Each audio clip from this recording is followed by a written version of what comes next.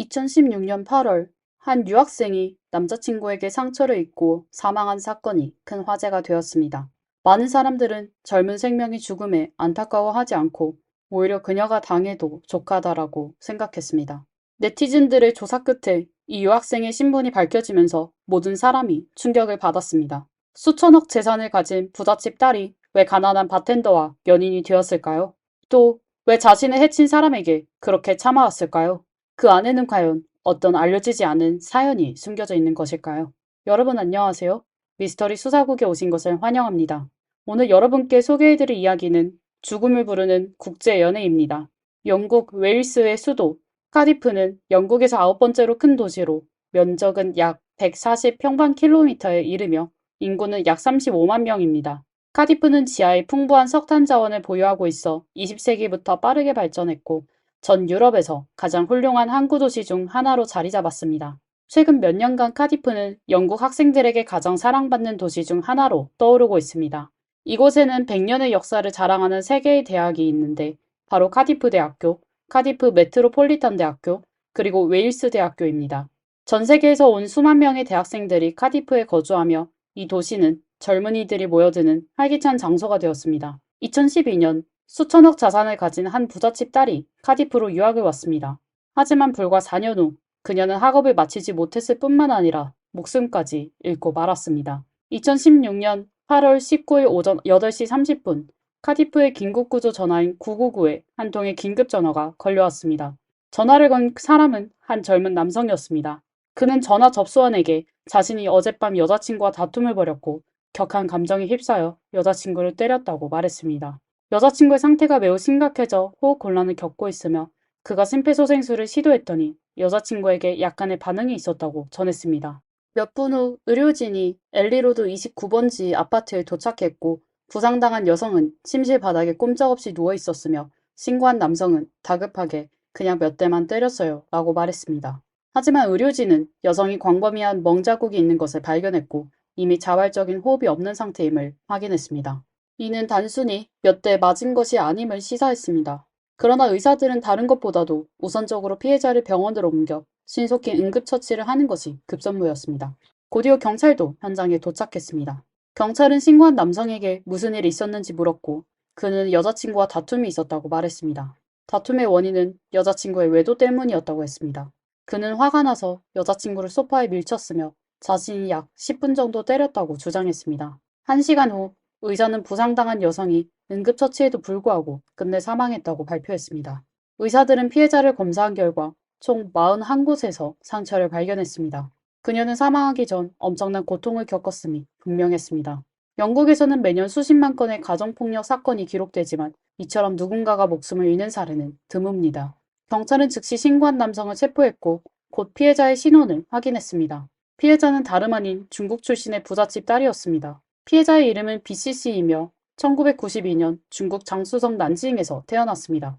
그녀는 중국 윤헝그룹 회장 비거샹의 딸입니다. 2016년 푸른 중국 부호리스트에서 비거샹은 67억 위안, 약 1조 3천억 원의 자산으로 548위에 올랐습니다. 아버지의 수천억 규모의 사업을 더 잘 이어받기 위해 CC는 오빠 비저쉰과 함께 2007년 영국으로 유학을 왔습니다.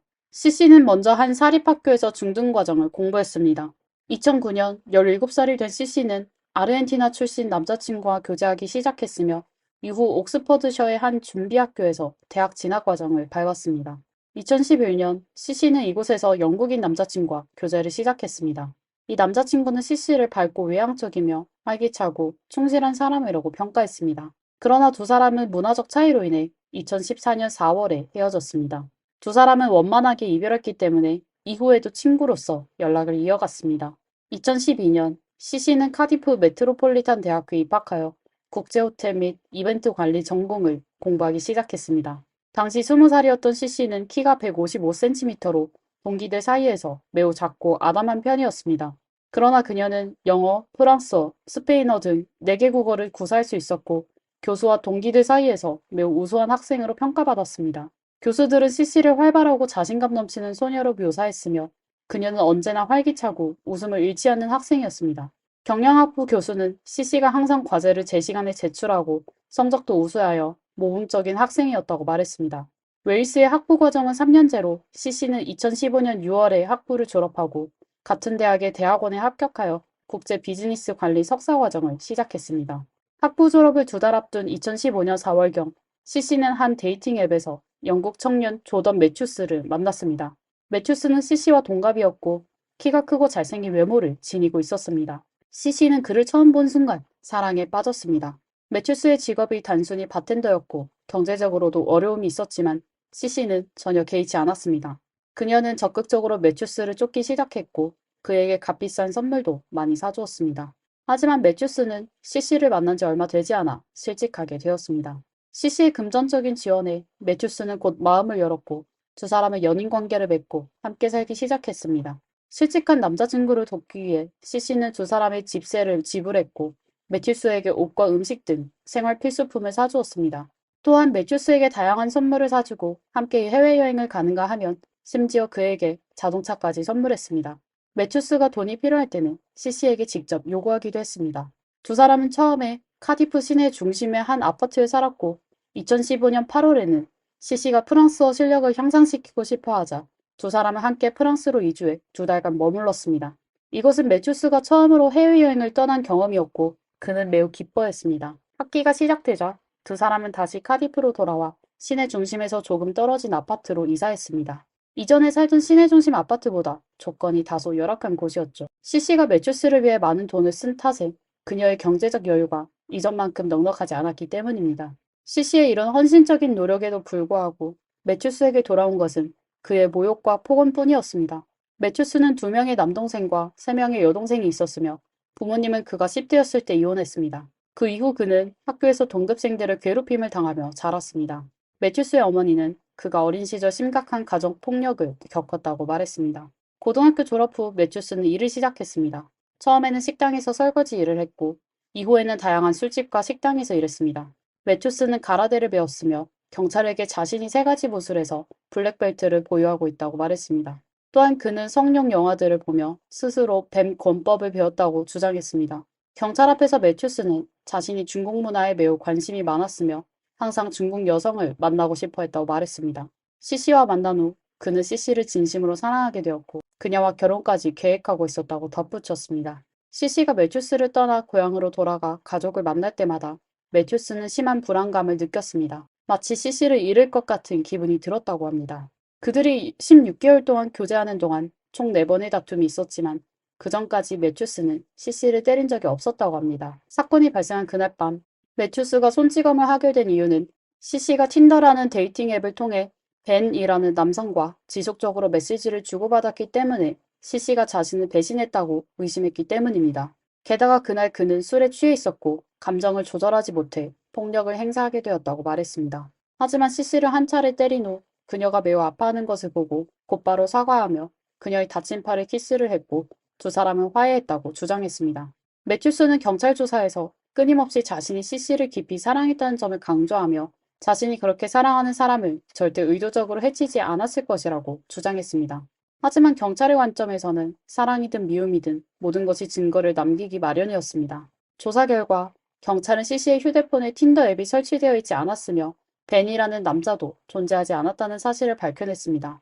매튜스와 CC는 2015년 4월에 동거를 시작했지만 2016년 3월부터 두 사람은 자주 싸우기 시작했습니다. 그 이후로 CC는 점점 외향적이고 활발했던 성격에서 고립적이고 내성적인 사람으로 변해갔습니다. 그녀는 원래 좋아하던 명품 옷에도 더 이상 흥미를 느끼지 않았고 외모를 가꾸지도 않았습니다. 원래 연락을 유지하던 전 남자친구와의 관계도 완전히 끊어졌습니다. 대학원 과정 중 CC의 수업 출석률은 점점 떨어졌고 과제도 제때 제출하지 못하는 경우가 많아졌습니다. 결국 그녀는 1년간 휴학을 할 수밖에 없었습니다. CC의 대학 교수는 그녀가 이전과 매우 달라졌다고 느꼈다고 말했습니다. 경찰은 CC와 매튜스 간의 메시지 기록을 조사한 결과 2016년 3월부터 매튜스가 CC에게 문자로 폭언을 하기 시작한 것을 발견했습니다. 이웃들은 이 커플이 살던 아파트에서 자주 비명소리와 한 여성이 고통스러워하는 울음소리가 들렸다고 증언했습니다. 심지어 매튜스가 CC에게 더러운 원조교제녀라고 폭언하며 언젠가 너를 사라지게 만들겠다라고 위협하는 소리도 들었다고 전했습니다. 이 많은 증거들은 매튜스가 CC를 사랑한 것이 아니라 그녀의 돈만을 사랑했음을 분명히 보여줍니다. 매튜스에게 CC는 그저 돈주머니이자 무료로 화풀이할 수 있는 대상에 불과했습니다. 뿐만 아니라 그는 CC가 더 나아지는 모습을 견딜 수 없어 끊임없이 언어적으로 그녀를 모욕하고 자존감을 깎아내렸으며 학업을 마치는 것을 방해하고 심지어는 그녀에게 폭력을 행사하기까지 했습니다. CC의 한 친구는 CC의 눈가에 상처가 난 것을 본 적이 있다고 말했습니다. 친구는 당시 매우 놀랐지만 직접적으로 이유를 묻지 않고 돌려서 연애 중의 문화적 차이에 대해 이야기를 나누었습니다. CC는 친구에게 남자친구가 통제하려는 욕구가 강하고 감정 문제도 있는 것 같다고 털어놓았습니다. 이후 CC는 얼굴에 생긴 멍을 가리기 위해 진한 화장을 할 수밖에 없었습니다. 2016년 5월 CC는 오빠인 비저씨를 만났습니다. 비저씨는 동생이 한눈에 봐도 살이 많이 빠진 데다 눈 주위가 화장품으로도 가려지지 않을 정도로 검게 변한 것을 발견하고 무슨 일인지 물었습니다. 하지만 CC는 오빠가 걱정할까봐 시험 준비로 인한 스트레스와 피로 때문이라며 눈 밑에 생긴 다크서클이라고 둘러댔습니다. 이후 비저씨의 여자친구, 즉 CC의 올케가 그녀의 이상한 상태를 전해 듣고 개인적으로 무슨 일이 있었는지 물어보았습니다. 그제서야 CC는 매튜스가 자신을 폭행했다고 털어놓았습니다. 2016년 7월 사건 발생 한 달 전 CC는 턱뼈가 골절되어 병원에서 수술을 받았습니다. 그녀는 의사에게 자신이 계단에서 굴러 떨어졌다고 설명했습니다. 그러나 실제로 그녀와 매튜스가 살고 있던 집은 1층이었기 때문에 이 설명은 어딘가 어색했습니다. 이는 CC가 많은 가정폭력 피해자들과 마찬가지로 자신이 가정폭력을 당하고 있다는 사실을 다른 사람들에게 알리고 싶지 않았기 때문인 것으로 보였습니다. 8월 18일, 즉 사건이 발생하기 바로 전날, CC는 친구와 함께 런던에서 쇼핑을 하기로 약속했습니다. 자정 무렵, 그녀는 런던에서 카디프로 돌아와 매튜스에게 전화를 걸어 중앙역으로 데리러 와달라고 요청했습니다. 매튜스는 매우 화가 났고 CC가 한밤중에 자신을 불러낸 것을 전혀 배려하지 않는다고 느꼈습니다. 그는 밤중에 나가야 한다는 사실에 격분했습니다. 차로 CC를 데리러 가는 길에 두 사람은 격렬하게 말다툼을 벌였고 매튜스는 차를 멈추고 CC를 거칠게 때렸습니다. CC는 계속해서 그만하라고 애원했지만 폭력은 멈추지 않았습니다. 그러나 집에 돌아온 후가 CC에게는 진정한 악몽의 시작이었습니다. 이웃은 새벽 1시경 남성의 고함 소리에 잠에서 깼으며 그 후 밤새도록 쿵쿵거리는 소리와 여성의 울음소리를 들었다고 말했습니다. 이는 8월 19일 새벽 CC가 오랜 시간 지속적인 폭력을 당해 결국 사망에 이르렀음을 증명해 줍니다. 이렇게 많은 증거 앞에서 매튜스는 결국 자신이 CC에게 폭력을 가한 것을 인정할 수밖에 없었습니다. 그러나 그는 자신이 ADHD를 앓고 있기 때문에 그런 광적인 행동을 저질렀다고 변명했습니다. 하지만 심리학자가 그에게 검사를 실시한 결과 그는 ADHD를 전혀 앓고 있지 않았습니다. 다음은 매튜스가 신문 중 CC를 폭행한 과정을 차분하게 설명하는 내용입니다. Well, after the big me and Cece had an argument, it wasn't even that big. I did throw her onto the sofa once, but that was because I wanted to ask her when she come into the living room to grab a packet of fags to have one. She said that she wanted one. I said, this really isn't the time right now to be sitting down and having a cigarette. I said, I want to talk about this. Which is then when I pushed her onto the sofa. But then, it wasn't very long at all before I asked her what she was doing. She would not, where she had been today and who she was with, and she just would not tell me. So I grabbed her by the front of her t-shirt with two hands. I picked her off the sofa, and then I dragged her with one hand around the sofa, and then I threw her into the bedroom. I picked her up from there. I threw her into the cabinet. I picked her up from there, and then, well, I punched her in the stomach. She said something really, I can't put my finger on it because I was picking her up. I didn't really catch it apart from the last bit. I just lost it the moment she said, because she said something like it before. I can't remember. It was something to do with her friend Ivy. I swear, because it's weird. But carrying on, and then after she said that, I instantly punched her pretty hard in the solar plex area around here. She instantly pretty much bent over, nearly dropped to the floor. I held her up with both my hands in front, under her arms, after I punched her, and then I could see that hurt. So I apologised to her. And then after that, then we just sat on the bed, she had a little bit of water because she said she was thirsty and she spilt it everywhere the first cup. But and she literally necked 4 in a row of half pints of water, one after another. She wasn't even breathing, I promise you. I had to tell her to slow down. That's why she tipped it everywhere the first time. She was so thirsty, she was shaking. 사건 발생 반년 후 매튜스는 2017년 2월 종신형을 선고받았고 18년이 지나야 가석방 기회가 주어졌습니다. 이 사건이 언론에 보도된 후 많은 논란을 불러일으켰습니다. 많은 사람들이 이런 의문을 제기했습니다. 왜 CC는 부잣집 딸임에도 불구하고 폭행과 모욕을 당하면서도 악습에 찌든 가난한 남자를 떠나지 않았을까요?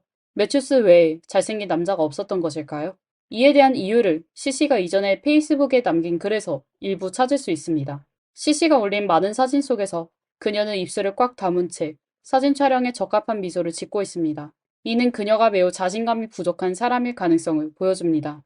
15살 때 그녀의 부모는 그녀를 유학 보내기로 결정했지만 미성년자에게 낯선 환경은 매우 큰 스트레스의 원인이 될 수 있습니다. 이는 CC가 정신적으로 의지할 대상이 부족한 상태로 성장하게 된 원인이 되었을 가능성이 있습니다. CC는 2011년 11월에 이런 글을 올린 적이 있습니다. 나는 작은 비극이에요. 며칠 후에는 나를 이 세상에서 데려가죠. 라는 글을 다시 올렸습니다. 친구들이 무슨 일이 있는지 물어보자 그녀는 별일 아니라고 하며 부모님이 너무 큰 부담을 줘서 조금 견디기 힘들다고 설명했습니다. 이틀 뒤에는 자신을 실패자라고 표현하는 글을 넘겼습니다. 이러한 글들에서 CC는 자신을 충분히 좋은 사람으로 생각하지 않았다는 점이 드러납니다. 게다가 이전의 2 남자친구와의 이별 경험은 그녀의 낮은 자존감에 더 큰 영향을 미쳤을 것입니다. CC는 사람들 눈에 비친 일반적인 미인은 아니었습니다. 높은 콧대나 날렵한 턱선을 가지지 않았고 키도 크지 않으며 약간 통통한 체형이었습니다. 이 때문에 그녀는 8년 동안 다이어트를 계속했지만 기대한 만큼의 성과를 얻지 못했고 여전히 체형은 약간 통통한 상태였습니다. 오랜 기간 지속된 비관적인 마음가짐과 곁에서 조언해줄 부모가 없는 상황은 그녀를 점점 더 자신의 단점만 보게 만들었습니다. 반면 유럽 사회는 한 사람이 자신감 있고 밝게 살아가는 모습을 매우 긍정적으로 여깁니다. 그래서 CC는 외부에 늘 활발하고 자신감 있는 모습을 보였고 그 누구도 그녀의 내면에 있는 문제를 알아채지 못했습니다. CC는 매튜스를 만나고 나서 그의 잘생긴 외모에 큰 매력을 느꼈습니다. 이는 그녀가 스스로 부족하다고 느끼던 부분이기도 했습니다. 하지만 매튜스의 통제 욕구와 폭언을 직면하면서도 CC는 부모나 친한 친구들에게 이를 털어놓지 않았습니다. 그래서 그녀에게 어떤 관계가 건강한 관계인지, 어떤 남자친구가 한 여성이 헌신할 가치가 있는지를 알려줄 사람이 없었습니다. CC는 폭언과 폭력을 당하면서도 계속해서 매튜스에게 사과했고, 이는 매튜스의 그녀에 대한 통제 욕구를 더욱 강화시켰습니다. 사실 매튜스와 같은 사람에게는 끊임없는 인내와 타협이 결코 존중과 사랑을 가져다 주지 않습니다. 오히려 더 큰 상처와 고통을 불러올 뿐입니다. 오늘의 이야기는 여기까지입니다. 여러분은 건강한 남녀관계가 어떤 모습이어야 한다고 생각하시나요? 그리고 가정폭력에 대해서는 어떤 의견을 가지고 계신가요? 댓글로 여러분의 생각을 남겨주세요. 영상이 마음에 드셨다면 좋아요와 구독도 잊지 말아주세요. 항상 저희 채널을 사랑해주시고 응원해주셔서 진심으로 감사드립니다. 여기는 미스터리 수사국이었습니다. 다음 영상에서 다시 만나요. 안녕하세요. 미스터리 수사국입니다. 그날은 원래 정령화가 오랫동안 기대해온 하루였습니다. 1999년 중국 항저우에서 태어난 그녀는 2022년에 꿈이 그리던 화동사범대학 대학원에 추천 입학하게 되었습니다. 2022년 7월 그녀는 막 받은 입학 통지서를 들고 병원에 입원한 84세 할아버지를 찾아갔습니다. 그녀에게 할아버지는 세상에서 자신을 가장 사랑해주는 존재였으며 할아버지의 자랑스러운 손녀가 되는 것은 그녀가 대학원에 진학하려는 동기 중 하나였습니다. 그녀는 봉투조차 뜯지 못하고 병상 옆에서 통지서를 열어 몸을 움직일 수 없는 할아버지에게 읽어주었습니다. 그녀는 이 장면을 기록해 소셜미디어에 올렸습니다. 그녀는 그저 평범한 공유라고 생각했을 뿐이었지만 다음날 수많은 사람들에게 DM을 받게 되면서 상황은 달라졌습니다. 깜짝 놀란 그녀는 자신의 사진이 도용되어 여러 플랫폼에 퍼지고 있다는 사실을 알게 되었습니다. 각종 비난과 조롱의 댓글들이 눈에 들어왔고 누군가는 그녀를 두고 연상연하 연애라는 허위 사실을 퍼뜨리기까지 했습니다. 심지어 일부 마케팅 계정들은 그녀의 사진을 가져다 전문대에서 학사로 올라간 이야기라는 거짓 스토리를 만들어내며 시험 강좌를 팔기도 했습니다. 그 중에서도 그녀가 가장 많이 공격받은 이유는 바로 그녀의 핑크색 머리였습니다. 정영화는 생후 6개월 때 어머니를 여의고 한부모 가정에서 자랐습니다. 그녀는 아버지와 할아버지와 함께 서로 의지하며 살아왔습니다. 성장 과정에서 어려움도 있었지만 그녀는 늘 긍정적이고 활발한 성격을 유지하며 특히 학업에 매우 열심히 임했습니다. 그녀는 절강 사범대학에 합격했고 음악 선생님이 되는 꿈을 품고 있었습니다. 정영화는 다양한 취미를 가지고 있었고 자신의 즐거움을 사람들과 나누는 것을 좋아했습니다. 그녀는 여행을 즐기고 로리타 드레스와 전통 복장을 입는 것을 좋아했으며 만화를 보는 것도 즐겼습니다. 자주 자신의 사진 작품을 공유하거나 학교 음악회에서 노래하는 장면을 올리기도 했고 종종 춤 연습을 위해 무용실을 찾기도 했습니다. 하지만 그녀가 가장 자주 공유한 것은 학습 팁들이었습니다. 단어를 외우는 방법, 집중력을 높이는 비결, 더 자기 관리를 잘하는 방법 등을 전하며 다른 이들에게 도움이 되고자 했습니다.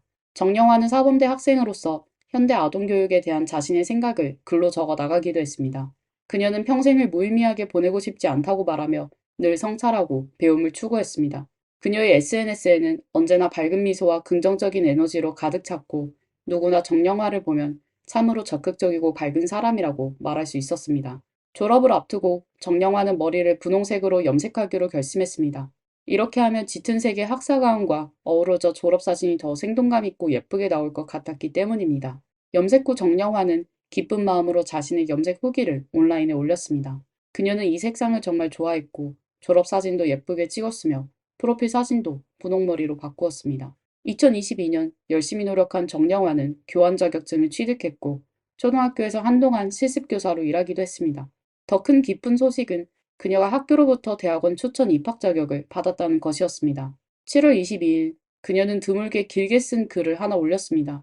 가장 그녀를 아끼던 할아버지는 뇌경색, 심근경색, 그리고 장암 중 말기 진단을 받아 오랜 기간 병원에 입원해 계셨고 코로나19로 인해 그녀는 할아버지를 찾아뵙지 못했습니다. 할아버지를 그리워하던 정영화는 어렵게 의료진의 허락을 받아 임종을 앞둔 할아버지를 마침내 만날 수 있었습니다. 그녀는 할아버지에게 자신의 대학원 합격 통지서를 가져가며 자신이 할아버지의 자랑스러운 손녀가 되고 싶다는 마음을 전했습니다.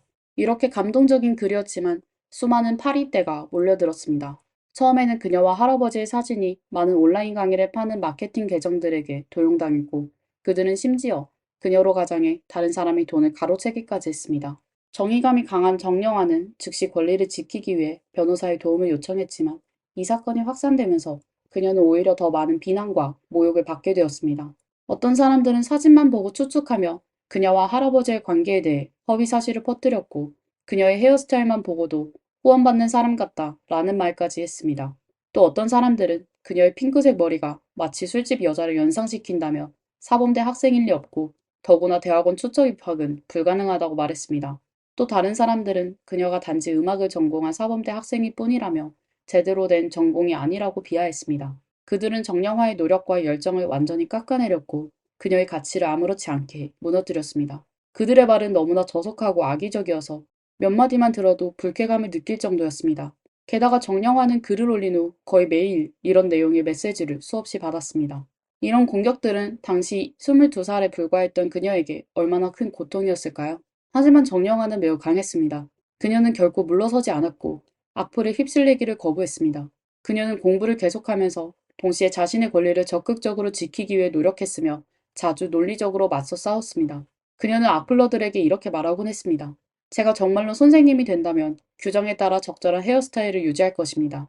하지만 지금 저는 단지 학생일 뿐이고 제가 좋아하는 색으로 염색할 권리가 있습니다. 그럼에도 불구하고 일부 사람들은 매일같이 그녀의 DM과 댓글에 찾아와 그녀를 모욕했습니다. 그녀가 올린 모든 공부 기록 글에는 그녀의 노력을 비하하는 말들이 넘쳐났습니다. 그때 정영화는 이미 매우 고통스럽다고 말하며 이러한 댓글을 볼 때마다 자주 울곤 했습니다. 그러나 그녀는 절대로 악플에 지고 싶지 않았습니다. 그녀는 이렇게 말했죠. 넘어서기 위해 나는 넘어질 수 있지만 앞으로 넘어져야 합니다. 아마도 그녀의 끈기와 결단력 덕분에 정영화를 모욕하던 많은 사람들이 그녀가 말한 소송이 진짜라는 것을 깨닫게 되었고 그녀가 그렇게 쉽게 당하는 사람이 아니라는 것을 알게 되었습니다.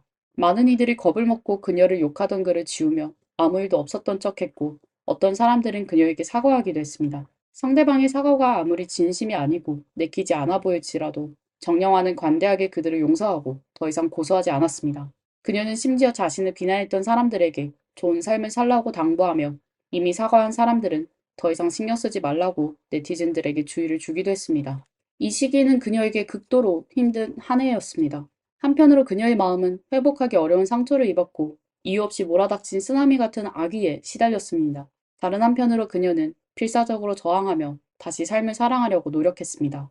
정영화는 여전히 가끔씩 자신의 운동 일상과 학습 소감을 기록했고 음악회 진행과 춤추기도 했지만 모든 것이 예전과는 달라졌습니다. 정영화는 강해지겠다고 말하며 여전히 여자아이들을 어떤 색으로든 염색할 수 있다고 사람들에게 외쳤지만 정작 그녀 자신은 가장 좋아하던 분홍색 머리를 어두운 색으로 염색했습니다. 그 많은 비난 속에서 아마도 그렇게 해야만 조금이라도 덜 겨냥받을 수 있을 것이라고 생각했기 때문일 것입니다. 많은 매체가 정영화를 돕기 위해 목소리를 내고 사이버 폭력을 멈추자는 호소를 하면서 적지 않은 관심을 끌었습니다. 그러나 한 번 내뱉은 말은 물을 쏟은 것과 같아서 이를 다시 담을 수 없듯이 인터넷 폭력이 사람에게 주는 상처는 쉽게 치유될 수 없는 법입니다. 23번째 생일이 지나고 얼마 되지 않아 그녀는 사실 10월 중하순부터 우울증이 재발했다고 고백했습니다. 이번에는 상태가 매우 심각했습니다. 한때 좋아했던 음악과 춤에도 더 이상 흥미를 느끼지 못했고 매일 밤 잠을 이루지 못하고 식사도 제대로 할 수 없었습니다. 병 때문에 학업 성적도 떨어졌고 휴학을 권유받았는데 이는 노력하던 그녀에게 더 큰 고통이었습니다. 정영화는 강한 자부심과 생존 의지를 가지고 있었기에 상태가 악화되자 곧바로 병원에 가서 약을 꾸준히 복용했습니다. 그러나 병세가 너무 심각해져 11월에는 입원 치료를 받게 되었습니다. 입원 후에도 정영화는 가끔씩 게시물을 올렸지만 그녀의 프로필에는 변화가 찾아왔습니다. 그녀의 사진은 더 이상 다채롭지 않고 회색빛이 감돌았으며 병원에는 분홍색 머리도 예쁜 드레스도 아름다운 풍경도 없었습니다. 정영화는 치료를 시도하며 스스로에게 작은 기쁨을 주기 위해 음료를 사 마시기도 하고 병실에 있는 다른 소녀들과 친구가 되려고 노력했습니다. 그녀는 여러 차례 게시물에서 자신에게 지지 말자고 다짐하며 용기를 북돋았지만 사이버 폭력으로 인한 외상 후 스트레스 장애는 너무나 심각했습니다. 게다가 사랑하는 할아버지마저 이 시기에 세상을 떠나면서 그녀는 더 이상 이전처럼 낙천적이고 긍정적인 태도를 유지할 수 없었습니다. 이번 9일째 되는 날 그녀는 같은 병실에 있는 소녀에게 빨리 나와서 함께 밖에 나아가 놀자고 격려했습니다. 그러나 그 이후로는 더 이상 새로운 게시물을 올리지 않았습니다. 친구들은 정영화에게서 절망과 고통이 담긴 메시지를 받았다고 전했습니다. 그녀는 고통을 끝내고 싶어 했지만 동시에 자신을 사랑하는 사람들에게 상처를 줄 것이라는 걸 알고 있었습니다. 그녀는 죽음을 두려워했지만 고통은 참을 수 없을 정도로 깊었습니다. 2023년 2월 19일 중국 네티즌은 웨이보에 글을 올려 그녀의 친구 지단지 정영화가 1월 23일 스스로 생을 마감했다고 알렸습니다. 정영화가 입원한 이후로 친구들은 그녀를 만날 수 없었고 나중에는 연락도 닿지 않았습니다. 그러다 정영화의 아버지로부터 부고 전화를 받고서야 이 비통한 소식을 알게 되었습니다. 그녀가 세상을 떠난 날은 설 연휴 둘째 날이었습니다. 유서에서 그녀는 가족과 친구들에게 끊임없이 사과하며 더 이상 살아갈 힘이 없고 자신이 충분히 강하지 못했다고 자책했습니다. 하지만 우리 모두 알고 있습니다. 이것은 결코 그녀의 잘못이 아니었다는 것을요. 착한 그녀는 유서에서 자신을 사이버 폭력으로 괴롭힌 사람들을 비난하지 않았습니다. 하지만 바로 그 사람들이 무기를 쥐고 전혀 알지 못하는 이 소녀를 공격했던 것이죠. 정영화는 학문을 사랑하고 예술을 즐기며 적극적으로 삶을 살아가던 사람이었습니다. 그녀는 밝은 미래와 수많은 아름다운 꿈을 가질 자격이 있었지만 이 모든 것이 인터넷 너머 숨어있는 사람들에 의해 산산이 부서지고 말았습니다. 온라인 소셜 플랫폼이 일상화됨에 따라 사이버 폭력은 우리 모두에게 더 가까워지고 있습니다. 사람들은 어떤 이유로든 다른 사람을 공격하거나 괴롭힐 수 있게 되었죠. 불행히도 사이버 폭력의 피해자 중 여성의 비율이 더 높습니다.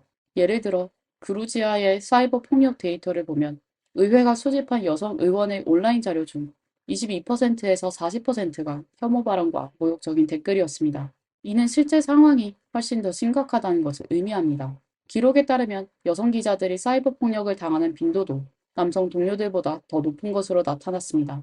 젊은 여성들은 사이버 폭력의 표적이 되기 쉬운데 이는 아마도 가해자들이 그녀들을 더 쉽게 괴롭힐 수 있는 대상으로 여기고 괴롭힘을 통해 자신들의 존재감을 확인하려 하기 때문일 것입니다. 조사에 따르면 전 세계적으로 38%의 여성이 직접적으로 온라인에서 피해를 겪었으며 50%의 소녀들은 현실 생활에서의 괴롭힘보다 사이버 폭력을 더 많이 당했다고 응답했습니다. 특히 18살에서 24살 사이의 대학생 여성들이 가장 큰 피해를 입는 취약계층으로 나타났습니다. 플랜 인터내셔널의 보고서에 따르면 사이버 폭력 가해자들은 여성들을 욕설하거나 비꼼으로써 그들의 자신감과 자존감을 떨어뜨리고 인터넷에서 목소리를 내지 못하게 만듭니다. 이러한 상처는 흔해 보일 수 있지만 이는 정령화와 같이 원래 긍정적이었던 소녀의 생명을 앗아갈 뿐만 아니라 여성들이 과학, 기술, 공학, 수학 분야에서 발전하는 것을 간접적으로 저해할 수도 있습니다. 통계에 따르면 코로나19 대유행은 어느 정도 사이버 폭력의 만연을 악화시켰습니다. 지난 몇 년 동안 인터넷 사용률이 50%에서 70%까지 증가하면서 사람들은 더 많은 낯선 사람들의 메시지에 직면할 수밖에 없었고, 이로 인해 사이버 폭력의 현상과 피해가 더욱 심화되었습니다. 2022년 초 옥스퍼드의 소녀 주원치는 28살의 나이로 옥스퍼드 대학교 수학 모델링 및 과학계산 전공 석사과정에서 전 학년 1등의 성적으로 졸업했습니다. 그녀는 2개의 전액 장학금을 받았고 박사과정은 계속 밟을 계획이었습니다. 이는 얼마나 자랑스럽고 감격스러운 소식일까요? 그녀는 기쁜 마음으로 영상을 촬영해 인터넷에 올렸지만 곧바로 미친 듯한 사이버 폭력에 시달리기 시작했고 그 논란은 2억 조회수에 달했습니다. 일부 사람들은 그녀의 외모가 학문을 하는 사람처럼 보이지 않는다고 말했고 어떤 이들은 그녀의 머리색이 너무 밝고 꾸미기를 좋아한다고 비난했습니다. 어떤 사람들은 그녀가 마치 인터넷에서 물건을 파는 사기꾼처럼 생겼다고 했고 또 다른 사람들은 여자가 수학과에서 1등을 할 수 없다고 주장했습니다. 심지어 일부 자칭 전문가들은 주원치의 실력을 믿기 위해 문제를 내며 그녀가 그 문제를 풀어야만 그녀의 정체성을 인정하겠다고 했습니다. 여성이 학업 성적이 우수할 때 사람들은 그녀의 성적이 진짜인지 의심합니다. 그녀가 업계에서 최고 자리에 올랐을 때는 그 승진이 정당한지 따져 묻습니다. 그녀가 아름답고 세련되면 그 전문성을 또다시 의심합니다. 만약 그녀가 반박하지 않으면 묵인한 것으로 간주되고 주원치나 정영화처럼 반박하면 성격이 나쁘다거나 유리멘탈이라는 비난을 받습니다. 패션을 뽐내면 조롱당하고 할아버지와 찍은 사진마저도 악의적인 소문의 대상이 됩니다. 이는 단순한 사이버 폭력을 넘어 성차별이며 단지 법으로만 규제하기에는 충분하지가 않습니다. 2020년 5월 일본 프로레슬링 선수 키무라 하나는 리얼리티 쇼에서 한 출연자와 작은 충돌을 겪은 후 네티즌들의 극심한 공격을 받았습니다. 그녀는 매일 100건에 넘는 욕설 메시지를 받았고 사람들은 그녀에게 죽으라고 하거나 사라지라고 하며 역겹다고 비난했습니다. 겨우 22살의 그녀는 왜 이렇게 깊고 많은 악의를 받아야 하는지 전혀 이해할 수 없었고 결국 자신의 생을 마감했습니다. 기무라 하나의 사망 소식은 일본 사회에 큰 충격을 주었습니다. 그 결과 일본은 법을 개정해 사이버 폭력에 대한 모욕죄를 제정했습니다. 이 법에 따라 사이버 폭력 가해자는 30일 이하의 징역형과 1만 엔 이하의 벌금에 처할 수 있습니다. 그러나 기무라 하나를 공격한 2명의 네티즌은 결국 9만 4천 원 정도의 배상만 했습니다. 이 법조항은 충분히 엄격하지 않으며 거의 아무런 억제력도 발휘하지 못했습니다. 하나의 어머니는 이에 만족할 수 없다고 말하며 법안 통과는 단지 시작일 뿐이며 지금까지 이 법안은 전혀 억제력을 갖추지 못했고 합리적이지도 않다고 지적했습니다. 기무라 하나의 어머니는 형벌은 그저 마지막 방어선에 불과하다고 생각합니다. 자신의 딸처럼 이유 없이 모욕당해 삶을 포기하고 싶어하는 여성을 더 많이 구하려면 강화해야 할 것은 사람들의 도덕의식입니다. 더 많은 사람들이 타인을 존중하는 법을 배우고 다른 사람의 삶을 함부로 평가하지 않는 법을 익혀야 합니다. 특히 젊은 여성들에 대한 편견을 버리고 피해자들에게 법적 지원과 심리적 지원을 제공해야 사이버 폭력을 줄일 수 있습니다. 인터넷은 법의 사각지대가 아니며 도덕의 저지대도 아닙니다. 사이버 폭력, 사이버 괴롭힘, 사이버 성희롱, 사이버 루머 등 이러한 혐오 발언과 관련된 행위를 어떻게 정의하고 어떤 처벌을 내릴지에 대한 문제는 더 많은 자원과 시도가 필요한 과제입니다. 이 문제는 간단하고 명확한 해답이 없지만 우리는 반드시 논의하고 규범을 정하며 변화를 이끌어 나가야 합니다. 인터넷의 정신은 모든 사람이 서로를 연결하고 서로를 지지하는 것이지 모두가 모두를 해치는 것이 아닙니다. 미래에는 더 적은 사람들이 상처를 받고 그 누구도 이로 인해 생명을 잃지 않는 인터넷이 되기를 바랍니다. 이번 사건은 여기까지입니다. 여러분은 이 사건에 대해 어떻게 생각하시나요? 댓글로 의견과 좋아요를 남겨주세요. 여기는 미스터리 수사국이었습니다. 다음 시간에 다시 만나요.